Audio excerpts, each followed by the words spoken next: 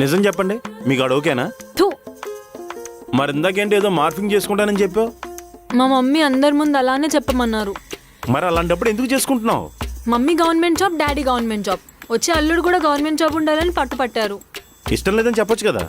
చెప్పాను, కానీ mummy daddy వల్ల లైఫ్ చూసి నేను కూడా మోటివేట్ అయ్యాను. గవర్నమెంట్ జాబ్ ఉన్నోడిని పెళ్లి చేసుకుంటే లైఫ్ సెట్ అయిపోతుంది కదా, బ్యాడ్ డెసిషన్. భవిష్యత్తు బాగుంటుంది కదా. పద వెళ్దాం. వెళ్దామా బేబీ?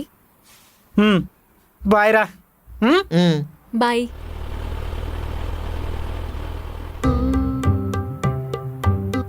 ఈడు పూజలు ప్రార్థనలు ఫలించినీరా. సరే పద. మేనేజర్ గారు హైక్ ఇచ్చిన కాడి నుంచి నా మీద దృష్టి పెట్టి ప్రతిదీ నన్నే అడుగుతున్నాడు. అందుకే పెళ్ళికి ప్రమోషన్కి ఎంత దూరం ఉంటే అంత మంచిది. ప్రమోషన్ గురించి తెలియదు కానీ పెళ్ళైతే త్వరగా చేసుకోవాలరా. అయినా అప్పారావు గారికి అంత మంచి అమ్మాయి దొరుకుతుందని నేను అస్సలు ఎక్స్పెక్ట్ చేయలేదురా. నేను మాత్రం చేశానేంటి, మనకెవరు దొరకట్లేదు.